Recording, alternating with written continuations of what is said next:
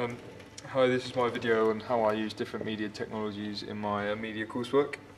The first technology I used was Prezi, which is a dynamic online presentation tool to evidence my target audience research I did prior to the production of my film.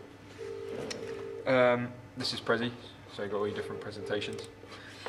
Using Prezi allowed to construct my target audience research results and use images and graphs, such as this, which is a film poster, and export them as PDF files and insert them into my Prezi. Once I'd done all this, I could clearly display it how I wanted to, so I could display it in a Word document like that and then analyse around the side. I can use the colour and fonts to annotate and post and highlight different screenshots, and it can all be done by using the insert tool just up here. You've got your menu. Along with this, once I've done that effectively, I can use the path tool, which you can see here, to sequence the different points of my presentation, just like this. Due to the layout of Prezi, it allowed me to display my basic data and research into the topic along with important qualitative data and effectively show the alternate responses from each person and compare this data to the research I did online through websites such as IMDb and Mubi. It was significant, I think, because it was an excellent way to plan and develop my ideas and all the thoughts I had, and then insert them into the Prezi using the different insert and path tools. All this together came into a professional and well-structured presentation which I can show my thought process and all the methodology I used throughout the research. The second video I used, technology I used, was Blogger. Let's just get out here. Which is an online blogging system in which the user can post multiple entries on their own personal blog.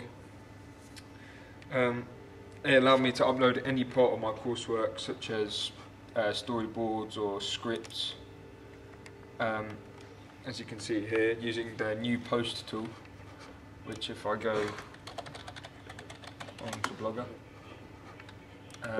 I can click new post there and then it comes up with a menu of what I want to post on. Within this I can post pictures, movie files or any sort of Word document, and through this I can put a link to a piece of specific work, so meaning I can create a whole new section for my blog, such as these notes I made on short films. And then I can use the design tab, which means I can find different themes and layouts such as this, so you can really personalise it, and it's a good way to find more effective ways to design your blog, such as this. So from here I can move around all the different aspects of my blog. I think due to the layout of Blogger, it really allowed me to structure my pre-production well, showing the different stages of what I went through. For example, I've got my original idea here, and then I can show the 3-act structure afterwards, and then go on to my synopsis, and then eventually get onto my scripts. So I think it was just a really good way to show that there had been some sort of planning and development which would go into a real film process, instead of just going in and making a film. So.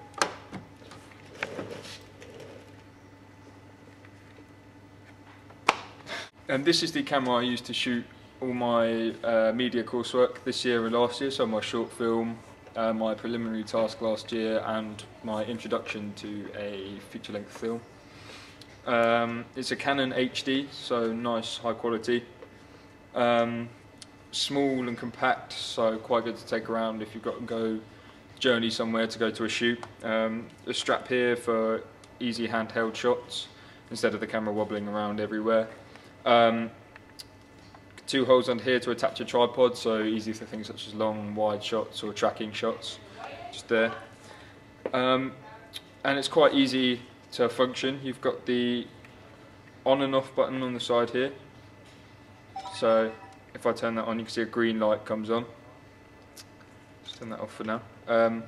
There's the record button on the back here, the red button, so you just click that to record and you press it again to turn it off. You've got the zoom button here, so you can zoom in to find what you want within your shot. Here you've got the USB side of the camera, so if you want to charge your camera you just plug it in here. You've got headphones if you want to listen back to your footage quietly or without disturbing anyone, or to get more definition of your sound. So then on the side here we have this that you open up to look at the screen on your camera. So got this little button here, and then you come to this screen. So if I turn the camera on again, you can see everything you're filming, all displayed on this screen here, which is a touch screen. So as you can see here, quite a nice picture and quite high quality. And if I use the zoom button here, I can just zoom in and out. You've got the battery life at the top here, which is 75 minutes. So it can obviously hold quite a bit of data, so if you've got quite a lot to film, quite a lot to shoot, it's quite a useful camera.